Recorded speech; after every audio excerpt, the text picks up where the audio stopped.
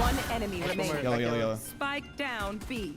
30 seconds. Curry has proven himself to be one of the most dominant players on the ranked ladder. He's quite literally ended in the top 10 15 times, with multiple rank 1 and 2 finishes, and this is just on his main account. He has other accounts as well, but for the sake of this review, I didn't include it. There's probably no player that's more consistent than he is, so let's take a look at what makes Curry so good. To start, let's discuss his agent pool. Typically, Curry has the most games on Sky in an act, however, he's able to fill and play any agent. And in this act, his most played is actually Deadlock, and he held above a 60% win rate with that agent. This proves, at least to me, that it's not necessarily agent mastery that makes Curry so good. It's something much more fundamental than that. The thing that surprised me the most was that Curry would win so many duels, no matter the agent or map. It doesn't look like there's really a secret in his playstyle. He just plays really good Valorant individually and as a team. He basically has really good mechanical skill to pull off some round-winning plays while also having the game knowledge to adapt to every situation. So what does Curry actually do? Well, to start with, he always warms up.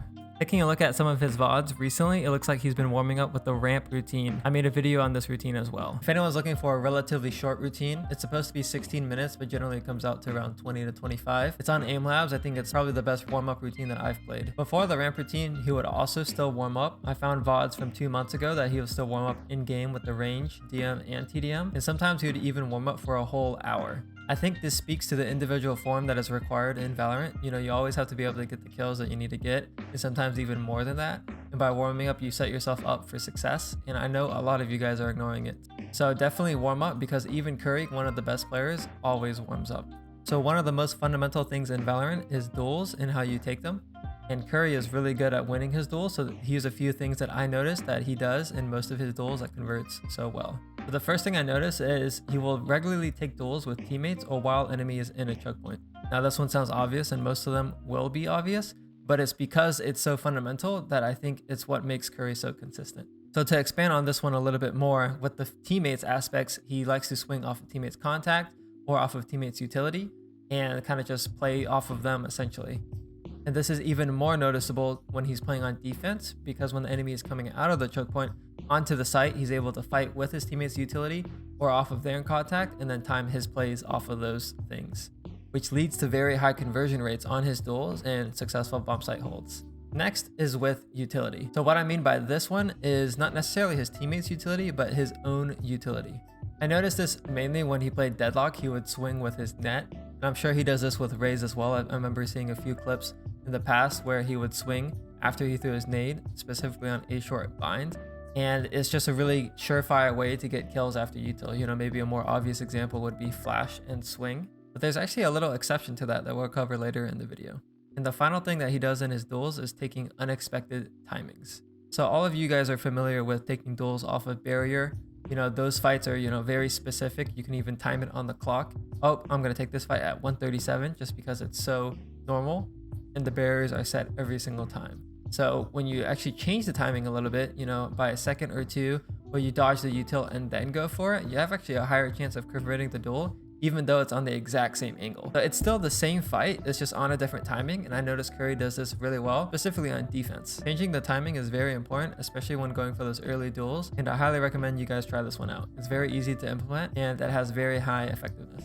Now I want to get into the agent specific stuff now that we've covered some of the more fundamental things. So starting with Deadlock, which I think might be the more interesting one. This agent honestly surprised me a little bit when I was going through it, especially with the recent buffs. The first thing that I want to outline is actually the wall plus smoke is very strong, especially on defense, but you'll see it's very good on offense as well. So when I was reviewing Curry's gameplay, he would love to do the wall plus smoke combo early on in defense. On bind, he would do it pretty much when the round started, and he would ask for his brimstone to smoke short while he threw the wall, and that would essentially stop any fast rush, because it's very hard to shoot the wall when it's in the smoke, unlike a sage wall, because you have to actually aim at the orbs. And maybe a little bit more underrated is actually using the wall on attack.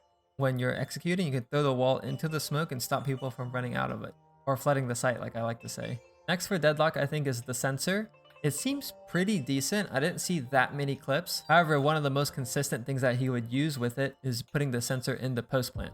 So pretty much as soon as he would take the site, he would throw the sensor on a choke point, or more importantly, he would throw it on the spike. And that'll let him play the bomb, kind of like a killjoy molly, where you would pre-place the molly on the bomb so you can play a post plant. I think the sensor kind of fills in a similar role, you know, swing off of stun type of thing, especially if they don't have a smoke, it can be really good. Next up, we have the net plus swing it combo. So this one is actually really strong. It's a lot stronger than you would think because the net forces you into a crouch, and it's very easy to swing crouched players. So you know how everyone unbinds crouch because then they're a sitting duck and they always die?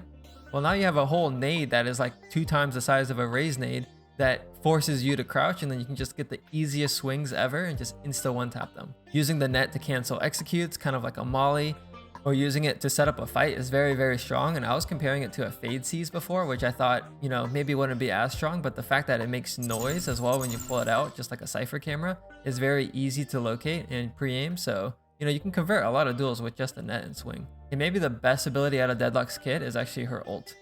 So the obvious use case of the ult might be on executes just to clear angles or to capitalize off of info that you get. However, I think the best way to use the ult is in like clutch situations or late round situations like post plants. Because there's less players alive, they're going to have a harder time shooting the cocoon to save their teammate, which means that you're instantly just man up. It's kind of like a mix of a raise rocket and a swivel ult in a way, and I just think it's very strong in those late round situations.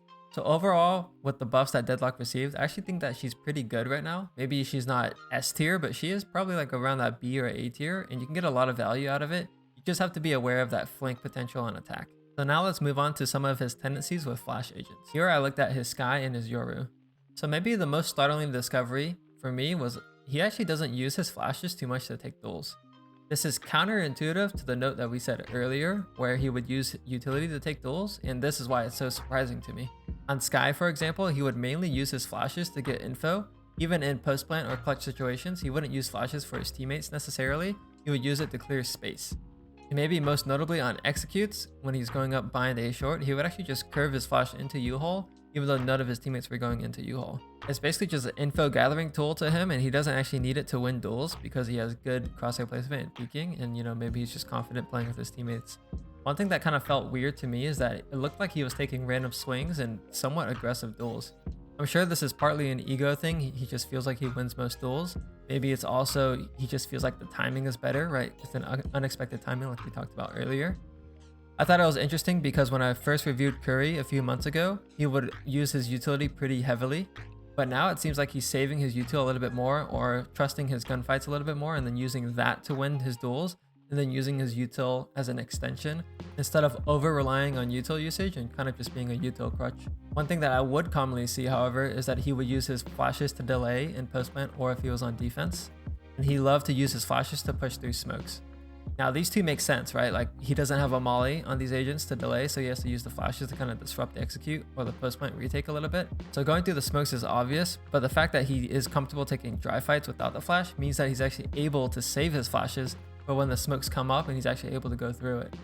So try thinking about it like this: smokes counter dry duels and dry swings, and flashes counter smokes. So by intentionally saving his flashes for when smokes come up, he's able to counter the counter, I guess, if that makes sense. Maybe the final point that I associate with Curry a lot is his comms. He has very good comms, sometimes to the point that he's making ghost calls, but he works well with his team. He tries to make pre-round plans, he calls in the mid-round, and he's constantly looking at the minimap to call out enemy positions, numbers, you know, anything that he sees so he can adapt to the situation. I think that last point is very underrated. You know, looking at the minimap and listening to teammates' comms to figure out where the enemy setup is or how many players are in a spot is very important, and oftentimes that's kind of like the X factor that I think Curry has over other players. So hopefully you guys enjoyed that Curry breakdown. It's a little bit different compared to the second one, which by the way, if you guys want to check that out, pretty good one on Duelist.